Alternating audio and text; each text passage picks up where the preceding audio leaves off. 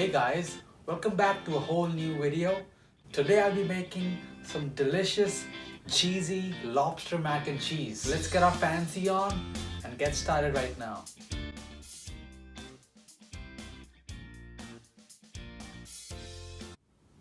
So for all of those who are freaked out with the idea of cooking a whole lobster, we are not doing that today. I'm freaked out about that too. I recently discovered that my local grocery store has started selling lobster tails. Now these are raw lobster tails, they're not cooked meat, and so you can cook fresh lobster tails right at home. And they're pretty cheap too. So if your grocery store also sells lobster tail, or maybe you want to just use cooked lobster meat, go ahead. And for all of you who are comfortable with cooking a whole lobster, you're good to go. Maybe I can use some tips from you, so leave that down in the comment down below. First, let's get some water boiling to cook our lobster tails.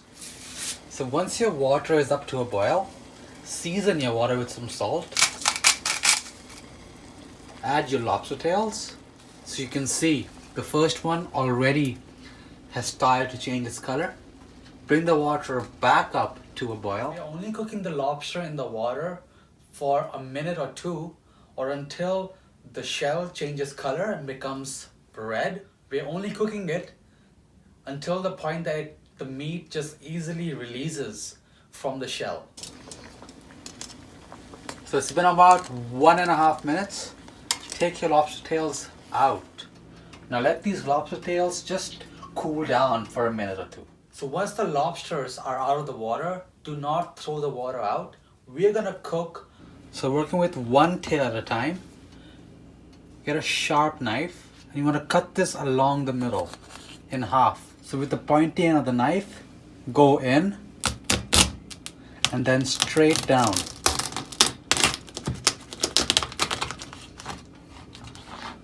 Just finish the cut.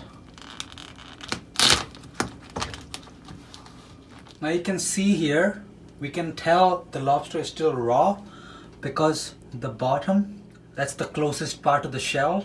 Since it was in the hot water, it's darker in shade than this inside part. That's good, we don't want it to overcook. And you'll notice here, that's the vein.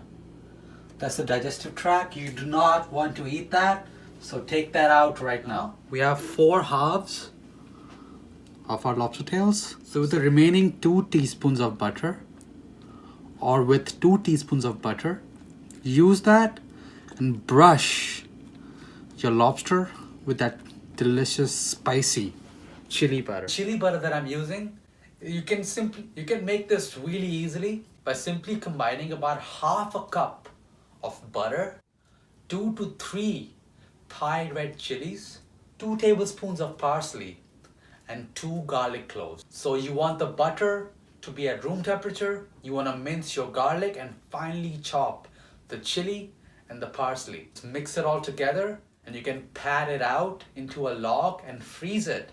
So what I did, I made a large batch and I froze what I didn't need.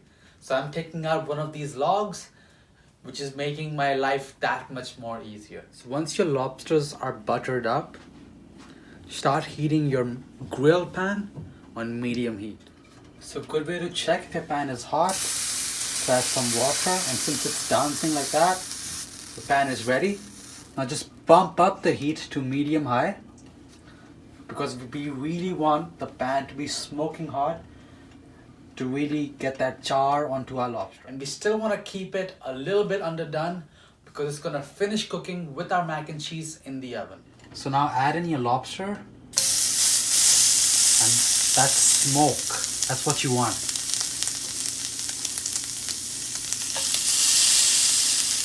Press it down a bit.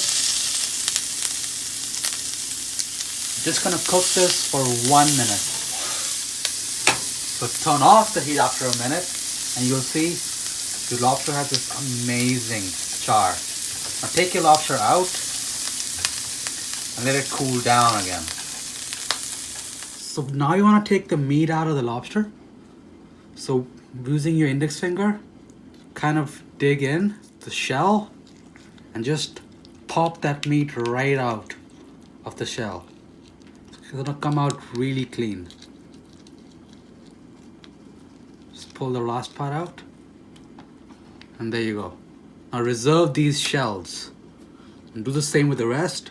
After you take the meat out of the lobster shells, add the shells back into the water, bring it up to a boil, and we're gonna cook our pasta in that lobster infused water, which is gonna really help bring the dish together. And it's gonna make your pasta that much more flavorful. Now add the shells into your pasta water.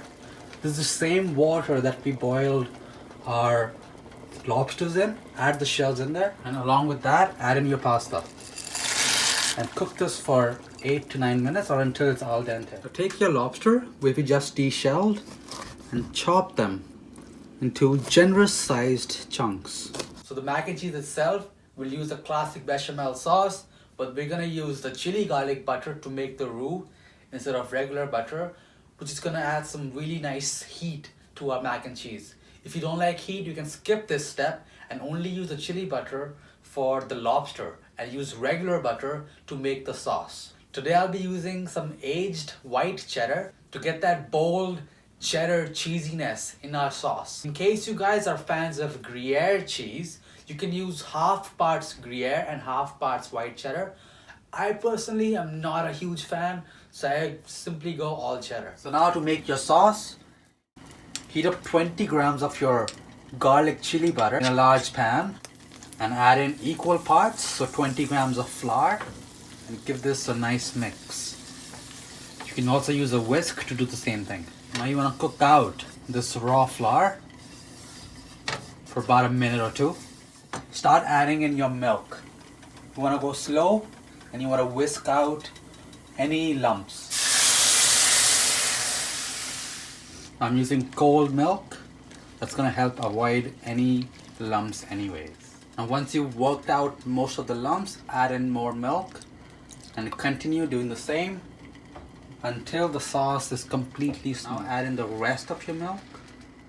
Drain your pasta and add it to your sauce. You can get rid of the lobster shells. They have done their job. And now mix that pasta with that cheesy, spicy, garlicky sauce till it's really nicely combined. You can hear the goo. Now for our final touch, heat the last bit of your butter left in a pan. Your butter is molten. And once your butter has melted, add in your panko breadcrumbs and really just toss it in that butter to completely coat it. And you want to roast these breadcrumbs with that garlic chili butter until it's golden brown. These breadcrumbs are roasting really nicely. Make sure to give them a toss every 30 seconds. These are almost ready. So now transfer your mac and cheese into individual sized casseroles. If you don't have that, you can transfer them into a bigger casserole, whichever fits it just right. Now let's add in our lobster. Remember, the lobster is still a little bit underdone. We did that so that when it bakes in the oven, it does not overcook. Just mix it a little bit so it's sort of hidden by the pasta, and you don't just eat it all in one bite and when you start digging in. Do the same with the next one, and now bake these in the oven for 15 to 20 minutes. So once your macaroni has baked, just top it with your roasted breadcrumbs. Guys, this smells super amazing and I can't wait to get my fork in there. So there you have it, guys.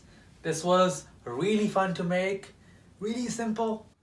This was one small step to bring fancy gourmet style food right into your kitchen. The techniques were super simple and you can use these simple techniques for so many more dishes that you're gonna be learning through my channel. So be sure to subscribe to my channel by clicking the link down below, and give this video a like and a comment down below to show me your love.